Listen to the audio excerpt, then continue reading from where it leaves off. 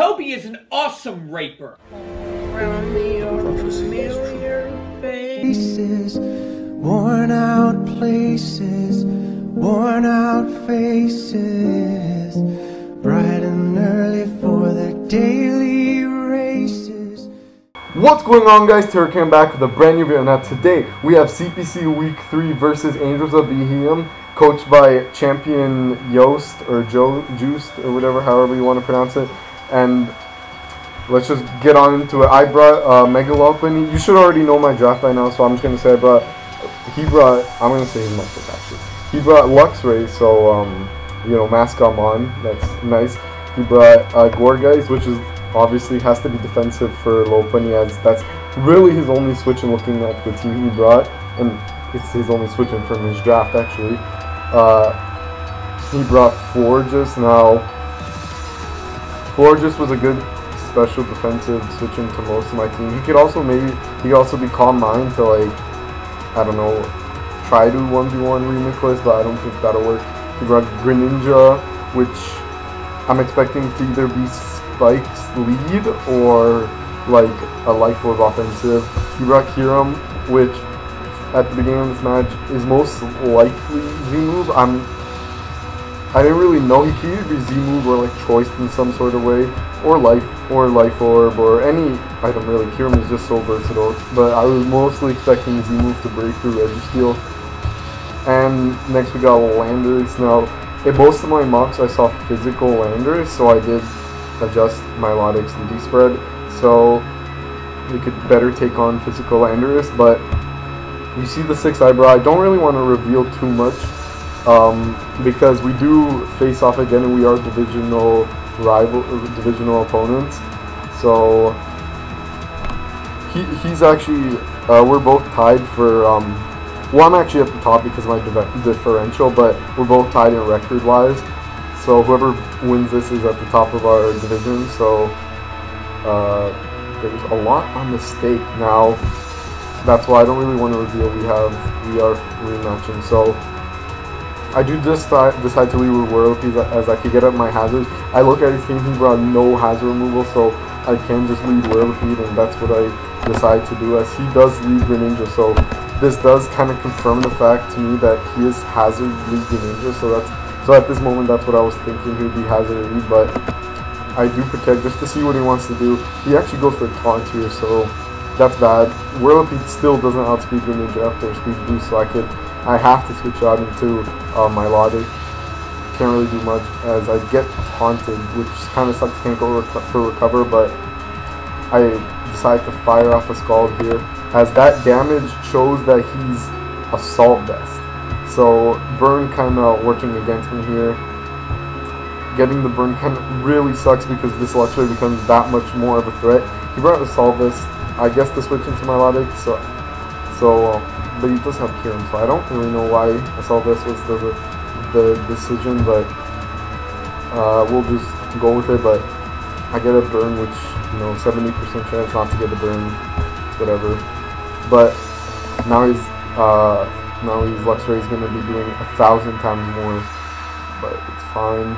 I go into Diancie, which I nicknamed, I missed the O instead of the I, or I missed the, yeah, I put I instead of O, and he does see, as you can see, he crits me. Now that sucks because because he was Assault Vest, he would have done like max 34% without burn, but I do live 2 hits, like 2 wild charge.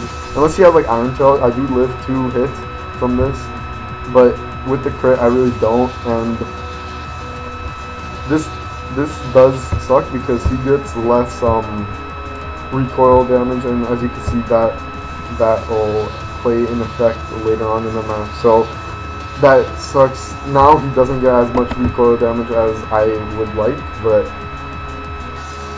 it's whatever, to be honest. But I can just go out into Lopan here, revenge him. I go for Fake Out here, just in case he was Choice Scarf, because he still could be Choice Scarf a Luxray, because he only went for 2 moves. So I go for Fake Out here, get the crit.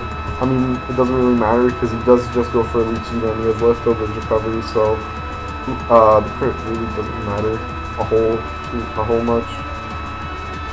But I do see this as an opportunity to get my rocks, so I do that. But instead I make a play, I guess you could call it, and go for Focus Blast, not letting Kieran get a free switch in, so that's nice. And I could also live any one hit and go for my rocks here, so that's what I do.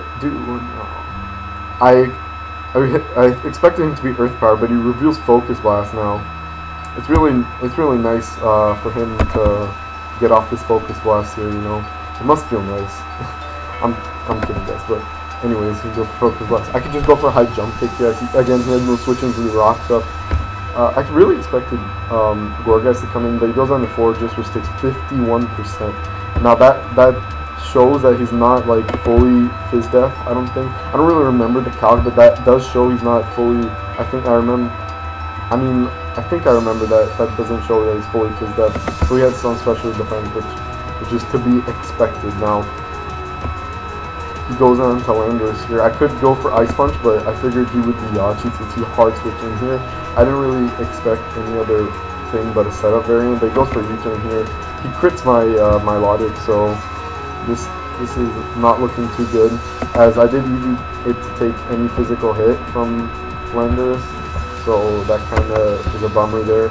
Here he can just knock me out with Fusion Bolt, and since I hard switched onto Whirlipede because I knew I could take any hit because I'm actually Focus Sash, so I could take any hit, and this is the only thing, barring this and Luxray and Gorgeist, those three are the only mons I could actually set up my hazards on with a speed boost, because both of these outspeed me.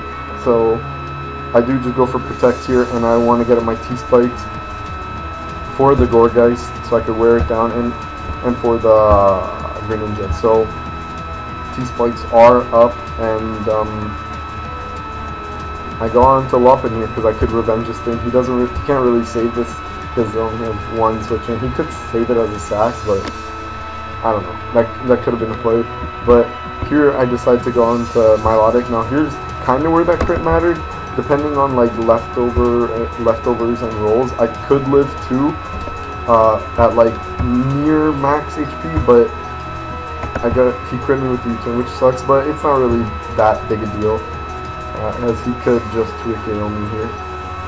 As here, I should have done the calcs and went on to Reuniclus to start calm minding up, as at this point Reuniclus, even though I'm down 4-2, I still could bring this back because Reuniclus can solo the rest of his team now that Kyurem is gone, because honestly Kyurem and maybe something like Crunch Luxray could be the only things like Outrage, Dragon Claw, something like that. Kyurem was the only thing that could kill Reuniclus, and and I could just set up. Oh, whoa! I'm so sorry about that. But I could set up all over this thing, as I didn't realize he was Scarf. At this point, I still thought he was like some setup variant, so I didn't want to go Reuniclus, as he could have maybe SD'd there or some sort. So I guess I should have went Reuniclus, but like if he was a setup variant again, I kind of just lost there because Lopunny cannot beat Gorgeist 1v1. But I go into Lopunny here. I don't have Ice Punch, but he reveals to me he's Scarf right there, so I kind of just, I don't go for Fake Out here just in case. Well, it was technically my best play, but I don't go for Fake Out just in case he goes on something like Gorgeist, because I didn't really think he would stay in right here. But I don't know, maybe Fake Out was the play, but it's better all in all because I could actually set up with Reuniclus now that I know that his choice Scarf, so I could let Lopunny go down here and go out into Reuniclus and actually set up some calm lines, as Earthquake is not doing nearly enough to let this be a counter. Now I could honestly just win here, as I recover up and he goes on to Greninja. Now I am Cold Burberry, so if he goes for a Dark Pulse here, I can eat it very well, and Focus Blast can kill this thing, and I honestly just win because I'll be at a really good HP to where Luxray cannot kill me with a Wild Charge, and I could just recover on that. Lando dies. This thing is 1v1'd on unless he has like, unless it has like that one ghost move where he like disappears and comes back. I don't remember what that's called, but that 1-2 turn ghost move. But this 1v1's the rest of his team, and I could come back here as long as I hit this focus blast. I connect, I get this focus blast off, and I just kill this thing. So let's see. I click focus blast. I'm just sitting here praying. Goes for dark pulse. I eat my Cobra. Don't flinch, and I flinch. Now that's pretty much game. I don't know if I don't really think I could come back here. I could just click recover a few times here as I can recover stall this thing. At this point in the match, I was so on tilt that I completely forgot he had taunt, so I just kept on going for recover. And here, if I went for focus blast any time on his taunt, I still won because I would have been at a higher HP actually than him dark pulse with my Cobra than like the turn before. So I actually still won if I just click focus blast. So that's again a bit of a misplay on my part, kind of hitting myself right now, but I do finally connect the focus blast here. You know, maybe that would have been useful earlier request, but whatever. Now Luxray can honestly just come in right now, and Wild Charge still doesn't kill me, so he makes a good play and Volt switches out into Lando, sacking that off. Jesus Christ. But he sacks Lando off, and here, if you remember, at turn 8, here's where the crit mattered, because it mattered in terms of differential, because Wild Charge kills me here, and he lives on 1%, so it's a 2-0 instead of a 1-0. So, I mean, it's just the minor differences, but, you know, 1-0 would have been much more preferred than a 2-0, but anyways, that's pretty much a bit hacksy on his end, or on his end, kind of won him the game, because Runicus literally just won there, but, you know, what can you do? It's Pokemon, it's the game we play, so, you know, make sure you guys go subscribe to Joost, or I'm sorry, man, I forgot how to pronounce your name, but make sure you go subscribe to him. He's a great battler. Next week we play Techno, coach of the Carolina Pantherians, so look forward to that. Also, like, comment, subscribe, and that's been it. Peace.